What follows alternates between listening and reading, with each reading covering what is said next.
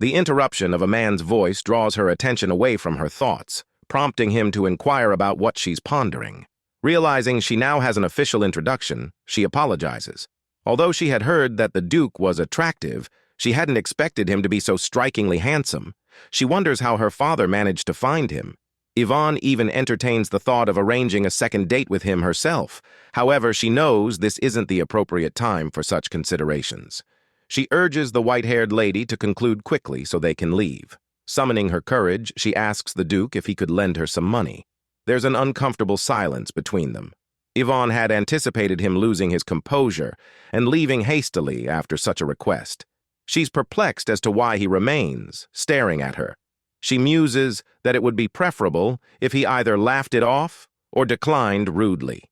Instead, Rodnan inquires about the amount she needs. She vaguely mentions a substantial sum without specifying repayment terms or interest, expecting him to refuse. Surprisingly, he reaches into his pocket, causing Yvonne to doubt his sincerity. She had expected him to argue or refuse, but he surprises her by retrieving a pen. The white-haired lady recalls the Duke's reputation as a skilled swordsman, briefly fearing he might harm her with the pen. To her relief, he simply signs a document. Yvonne observes his long eyelashes and wonders about his hair care routine. She notices the sharpness of his nose, reminiscent of a swordsman's precision. She finds him charming, the epitome of beauty. Observing him filling out the loan agreement, she questions his sanity and considers stopping him. As he extends the paper to her, she grasps his hand impulsively, then quickly apologizes. She expresses gratitude for his kindness, but cautions against lending money so readily. Aware of her own situation, she questions whether Rodney is aware of his generosity. She hesitates to accept such a significant loan on their first meeting. However, the Duke reassures her, stating he's aware she is Lady Argentros, and thus he's willing to extend the loan. Also, this money is from his personal fortune, so there is no problem, he says, and that even if the white-haired lady deceives him, nothing can be done. She assures the Duke that it would be right to run away at once, for the lady on the date is behaving very strangely. He approaches Yvonne and says that if he doesn't think the girl is weird, then there's no need to run. The Duke asks if it's really impossible, because he would like to get to know Yvonne better. The heart of the protagonist melts from such words, and she thinks she wants to get to know the guy too. She says they'd better say goodbye here. Then the guy asks if the white-haired lady could do one thing for him. He suggests that they call each other by their first names the next time they meet and asks Yvonne's opinion about it. He tells the protagonist that he will call her Yvonne and she can call him Rodney. The Duke kisses the white-haired lady's hand. The girl agrees to such a request and smiles. Yvonne sees the painfully familiar golden hair and realizes it's the prince. He says that the lady is persistent because even on the day of her date, she wanders around looking for him. The protagonist thought she would never meet him here. The favorite son of the emperor's concubine, Hadrian's real mother, died, so he was adopted by the current empress. Thus he became the heir and always cared only for his reputation. Now the prince is all handsome and wondering what he can do about the lady who is suffering so much because of him. The protagonist is not very happy to greet him. Adrian didn't think that even on a day like this a girl would come here. Adrian tells the girl not to look at him with such a sad look. But the white-haired lady does not understand what he is talking about and claims that she does not want to disturb him, so she will go. The prince says, okay at first, but then realizes what Yvonne said and wonders where she's going when he's right there. But the girl apologizes and gets up from her seat. She thinks she should get out of there soon, but the prince cries out for her to wait and grabs the lady's hand. The protagonist is shocked and asks if the prince grabbed her hand. Adrian lets go of her hand and says he didn't mean to. Yvonne says there are a lot of people there, and if the prince holds her hand, it will affect his reputation. The girl says that he seems to have misunderstood because she has long forgotten about him. She assures that Adrian cannot worry because from now on the girl will not interfere with them. The heroine apologizes for everything she has done, but the prince says that the lady is just trying to reach his heart. The girl fiercely tells His Highness that everything is wrong. She wonders why this psycho cannot understand and says that she no longer has any feelings for Adrian, but he still doesn't understand. His Highness asks the lady if she's crying because of him. Rodney comes up behind the couple and says he's finally found Yvonne. He greets the prince and says his name is Rodnan. Yells. Adrian asks in amazement if this is the Duke of Yells. Two guys standing across from each other. People start whispering. One lady in the crowd asks if Miss Argentrose is standing between the prince and the Duke, if this is a love triangle. Another lady asks what strange things the girl is saying. Immediately, it is obvious that the Duke of Yells has rushed to protect the prince. Yvonne is speechless. Rodnane tells the protagonist that he has a gift for her, that he hasn't had time to give her, and claims that this isn't the most appropriate place to be. The Duke suggests that they go somewhere quiet. The white-haired lady hugs the Duke's arm and says they are going away to spend time together. She suggests that the Duke go with her. Rodnane holds the girl's hand, showing her not to let him go, and claims that the lady said they have a date, so he'll see His Highness next time. On the way, the protagonist says that she will definitely thank the Duke for this. And to be honest, she knows that the guy came on a date at the request of her father. She suggests that Rodnane must have had a hard time doing that, and now he's also saved her from the prince. The white-haired lady thanks him. Tot thinks about it, and Yvonne asks if maybe he was uncomfortable since she didn't even think about it. The Duke approaches Yvonne. The girl notices that he is too close. The guy reaches out his hand to her hair, and the protagonist closes her eyes, thinking that he wants to kiss her. But Rodnane simply took the leaf from her hair, reminded her that they had agreed that the lady would call him by his name. Yvonne receives the gift, opens it, and sees a bracelet with a teal stone inside. She sees that it's at least 10 grams, which if translated into money would be worth a lot, and it's a first date present. The girl notices that Rodney Yells is like the perfect man. He gave her what she needed most. The girl thinks that she may not get him, but wishes him happiness. Her brother and father come into the room and ask if it is true that the girl met the prince on a date. The white-haired lady answers that she met him by accident. Yvonne smiles, says she won't anymore, so she decides to forget everything that's happened and start her own business. She thinks she needs a lot of capital now. She tells her brother and father that she needs money and folds her hands in the shape of a coin. The guys say how brazen she is. Determined. The protagonist asks the Kaiser to lend her 10 million gold pieces and she will give them back with interest. Barden says it's the price of a few outfits and he can give it to his sister for nothing. But the girl says she doesn't want it and will write a formal promissory note. She will take a debt from her father, which she will surely pay back. The girl claims she wants to gain his trust. The brother doesn't recognize his sister. Her father agrees, though he might as well just give her the money. The Kaiser stands in the evening with a paper in his hand and says that his daughter has changed a lot. Her determined look makes her look even more like her mother. Arden assures that although his sister has forgotten the prince, the feeling of a man does not pass so easily. Her father says that this Prince Adrian, though he is heir to the throne, does not yet have strong power. He became heir because he was adopted by the Empress, and that could change at any moment. Guy asks what his father means, and if he wants to influence the choice of heir. The Kaiser claims that if Adrian is no longer crown prince, he will no longer be able to look down on their family. The king's illegitimate daughter, Mary, whom the prince brought back from the war, does not inspire him with confidence. Guy says he has the same thoughts. Her healing skills with which she saved the prince on the battlefield are beyond the normal level. He even thought of investigating the matter.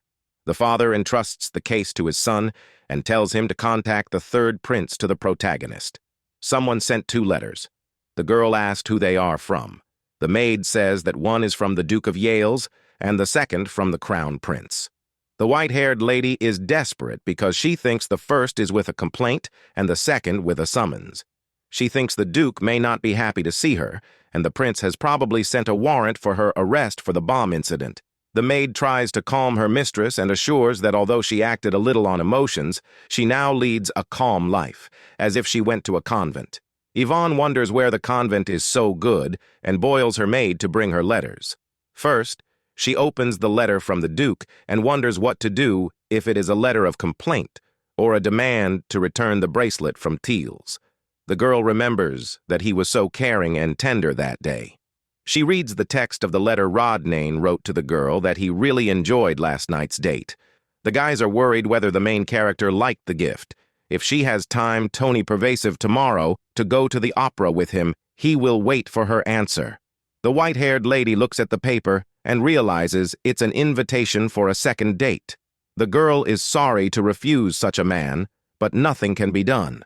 The letter from the prince didn't even want to open it, but in brief it said about the invitation to the tea party that Cordelia was organizing and one threatening Yvonne to promise not to use magic. She says she has to write a reply and asks her maid to bring paper for the letter. The prince is sitting at a tea party. The guests are talking about how it's no wonder they call this place the Green Palace. The summer flowers look so bright and fresh. His Highness thinks the girl really didn't come. And before she would try any way she could to finish the invitation if she knew he would be there. Cordelia grabs the prince's hand and asks if he thinks it was very dangerous on the battlefield back then. His Highness says that the girl saved his life, all thanks to her recovery. Magic. The guests begin to praise the lady and say that she has unique abilities. At the same time, Yvonne was traveling in a carriage toward the capital. She was looking at the contract for the supply of rhodia grass. It really is a brilliant commodity. It is inexpensive. With her father's money, the girl was able to buy the rights to it. Rhodia herb is commonly used as an antipyretic, but it's not a good remedy due to the availability of more effective medicines. But that's if you use it as a fever remedy. In the story, when Adrian and Cordelia returned to the capital, an unknown skin disease appeared among the aristocrats. Cordelia, who was an illegitimate child, was not accepted in high circles, but she found a way to cure the disease, thus changing the attitude towards herself. That remedy turned out to be the rhodia herb. The servant informs his mistress that they have arrived in Naciel. The white-haired lady thinks that the herb can be sold immediately, but if she wants to sell expensively, it is important to think about packaging. The product she is planning must look high quality and at the same time cure the skin disease. It will be handmade natural cosmetics. Yvonne gets dust in her eyes as a strong wind blows and Duke Yells approaches her. The protagonist asks what brings him here. Everyone around starts gossiping about the situation. Seeing the Duke, they say that he is much more handsome than they say about him. The white-haired lady looks at Rodnan and agrees because the Duke is really just peerless. It's like he's glowing. The guy says that even though the girl rejected him, he is very happy that they met by chance. The guy asks if the ladies' meeting is over yet. Yvonne says it was, but she had personal business to attend to. The protagonist feels guilty that she is lying, looking into those beautiful eyes because she had no meeting. Rodnane says it's good and he was just about to go for a walk. He asks if the girl will let him accompany her. She points her finger at herself and asks if the guy wants to accompany her. She doesn't understand what's going on since he asked for a second date out of respect for his father. But what happens now? After reincarnation in her body, many events went not according to the plot. Girls should behave more carefully with those about whom little is known. The white-haired lady says that in such a case, the guy better go for a walk with someone who knows the capital well. Rodnane, judging by the look on his face, doesn't look very happy. He moves closer to the lady and says that this excuse is to spend time with her. The Duke asks if Yvonne could just let him. The main character is very touched. The knight behind her tells his lady how cruel she is. The girl is going for a walk with Rodnan after all. She let go of the accompanying knight and went with the Duke. It just happened to be on its own. She asks the Duke if he doesn't mind because she's going shopping. The guy says it's no big deal and concludes that Yvonne likes shopping. He says he'll keep that in mind. The main character doesn't understand why she feels like she's being interrogated. She remembers all of Yvonne's misdeeds and says that she needs to learn to spend less. She's sick of all this luxury. He approaches Yvonne and says that she looks even more beautiful today. The girl thinks she should calm down and stop worrying so much or she'll make it worse for herself. It's just being polite. She should just agree and move on to the next topic. Yvonne says the Duke looks good too. They meet two ladies on the road and greet Rodnane. The older lady says she is the consort of Viscount Frantia and points to a young girl who is her daughter. The Duke says with a soft smile that he is glad to see them, but he is busy now and has to go.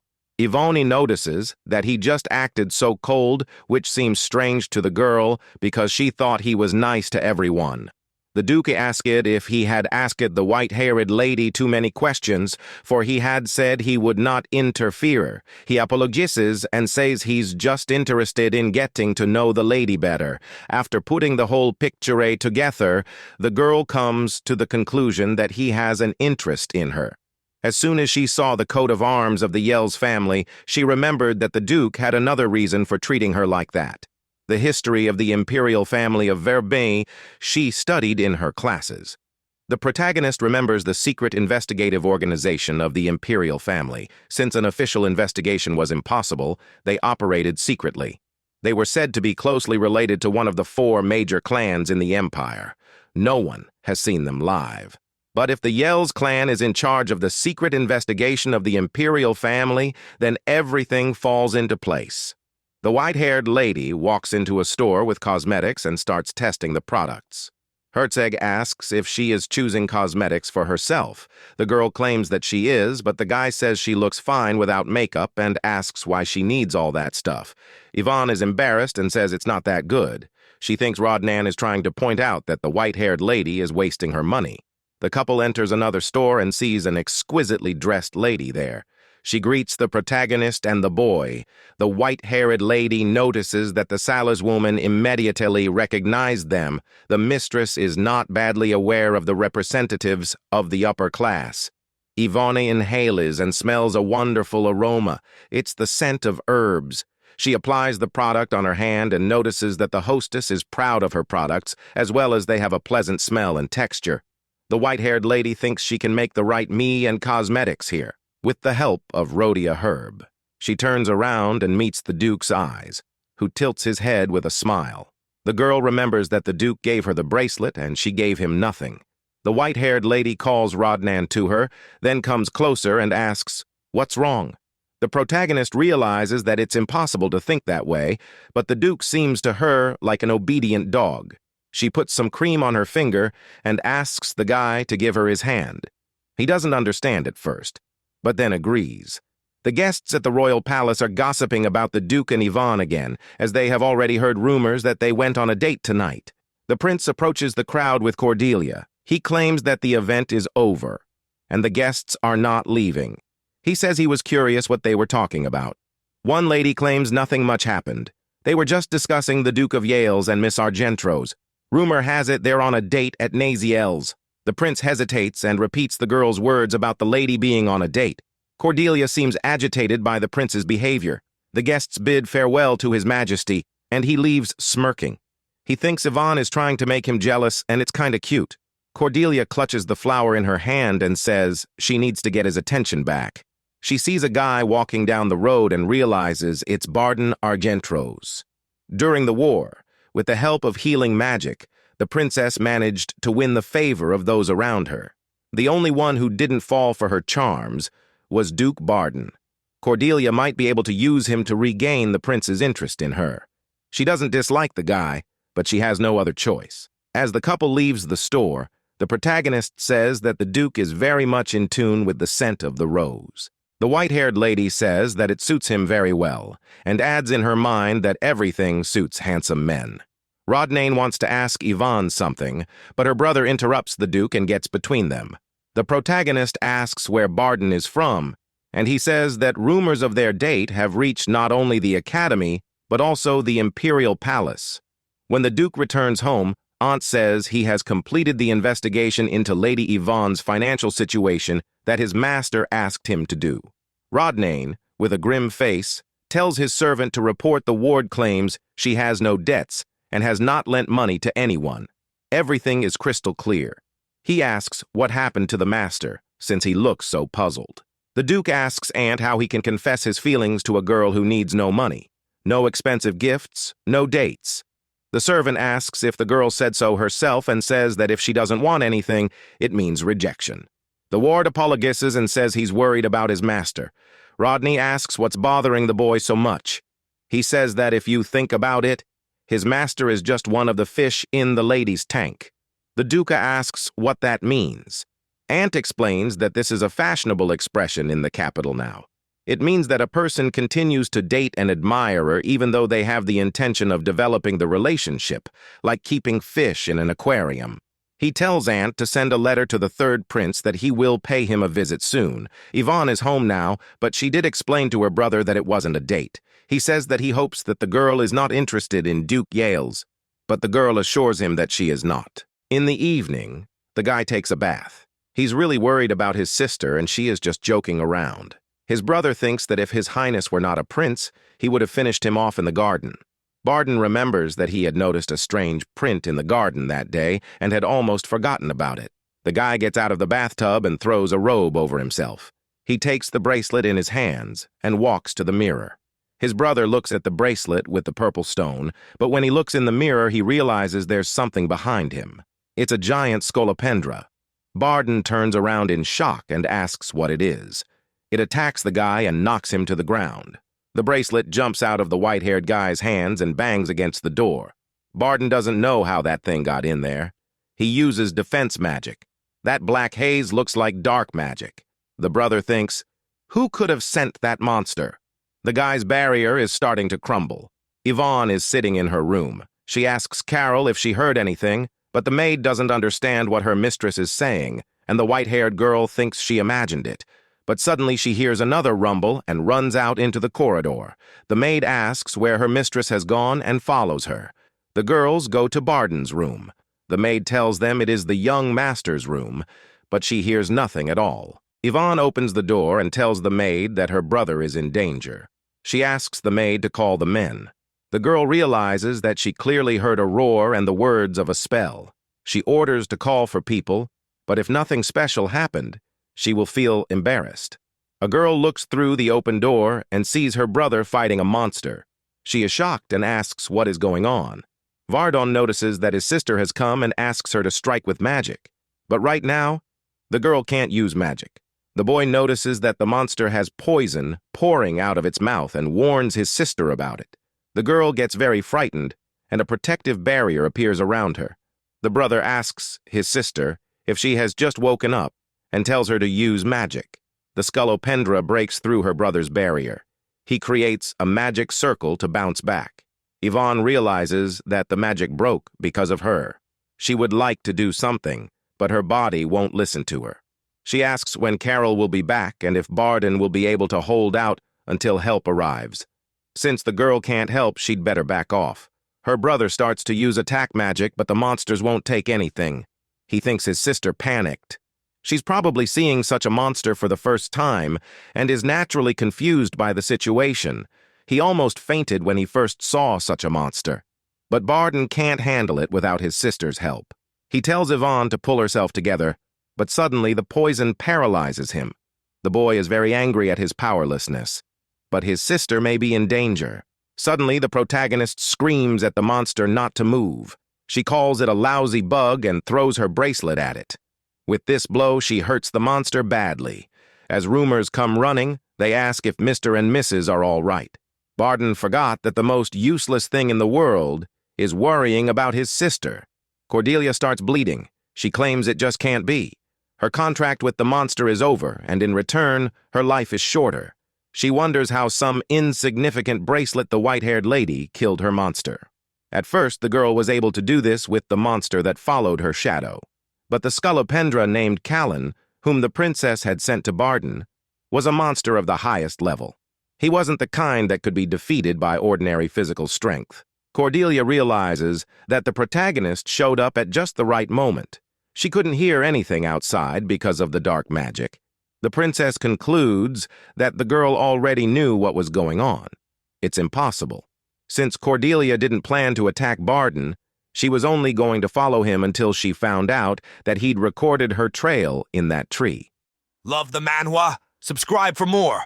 Your support makes it all possible. Hit subscribe now!